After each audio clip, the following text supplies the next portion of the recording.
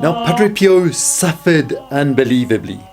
And it wasn't just physical suffering, but he also suffered spiritual desolation and complete rejection.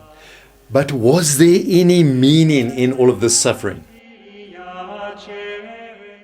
And here we're going to be referring to a talk by Father Andrew Apostoli of the Franciscans of the Renewal, and he's going to help us to understand all of this. If anyone desires to be my disciple, let him deny himself and take up his cross and follow me each day.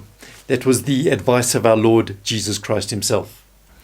Now let's look at some of Padre Pio's sufferings. What did they entail? Well, firstly, there were two types of sufferings. There were the physical sufferings on the one hand, and then there were also the spiritual sufferings on the other hand. So two different categories.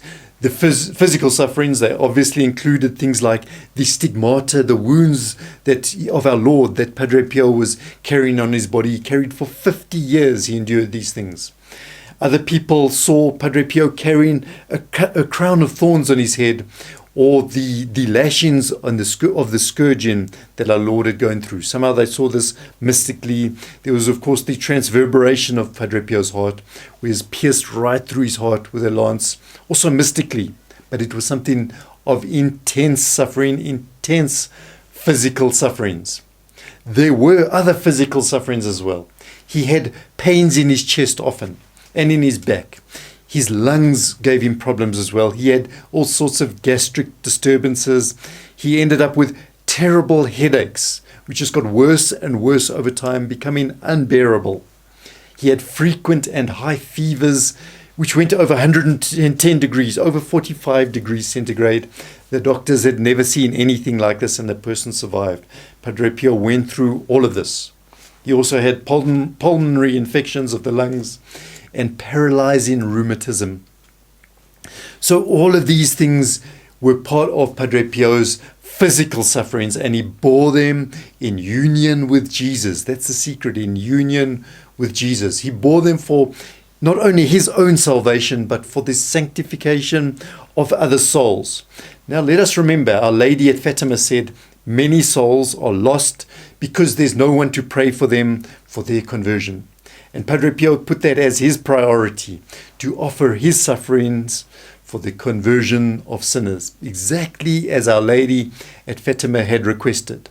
Now we can easily ask, Padre Pio had so many physical sufferings, did he need any other sufferings?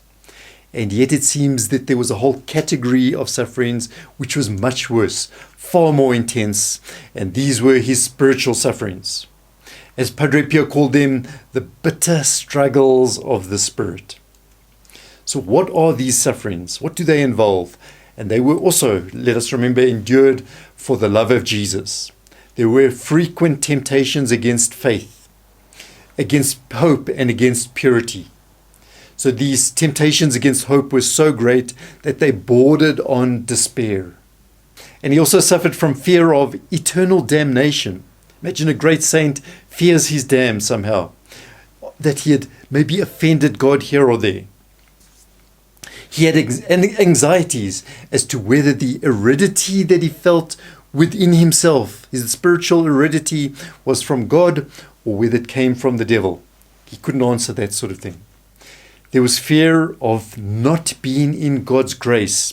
And Padre Pio once said, I know everything about the state of soul of my spiritual children, but about myself I am in complete darkness, I know nothing. Yet I have fear of abusing the sacraments and of also being a burden on his brothers, because so many people used to come around causing his brothers difficulty. And Padre Pio suffered from a terrible sense of desolation, where God had hidden himself, obscured himself completely from Padre Pio. A dark night of the soul descended onto Padre Pio, a profound darkness. And then again, he was in a continual state of war against the devil, with the devil, and the devil certainly spared him nothing. There were attacks, both external and internal, and at times the devil even got in there with physical blows and all sorts of persecutions of Padre Pio. Even during Mass, we would imagine during Mass you'd have some relief, but even during Mass there was almost always this tremendous suffering that Padre Pio had to go through as he saw the sufferings that Christ himself was enduring on the cross. And then again, as a confessor, he would see the exact state of soul of those in front of him, and this caused him suffering as well. There were people who doubted Padre Pio. They even doubted the stigmata that he had. And there were protests against Padre Pio too. People accusing Padre Pio of all sorts of false things. And even when the crowds gathered around him, there was this misplaced fanaticism as people pushed past Padre Pio, pushed to get to Padre Pio. He didn't like any of that. Even the doctors who were sent to examine Padre Pio's wounds, they started spreading rumors of Padre Pio, saying all sorts of false things, and this just further isolated Padre Pio until he felt he was totally alone. And even Padre Pio's great work of building the hospital, the house of the relief of suffering, that involved a lot of suffering for Padre Pio too. So Padre Pio was certainly no stranger of the cross, and he bore all of this because he loved God and also because he loved his brothers and sisters, and he wanted to see everyone going to heaven. If you've missed one of the other videos, or you wish to see another video, just click one of these links on the end screen. And to receive reminders, you do have to be subscribed to our channel and click that reminder bell. And do help us with this apostolate by liking the video and also by sharing the video with friends, with colleagues, anyone who can benefit. And do write your comments in below as well.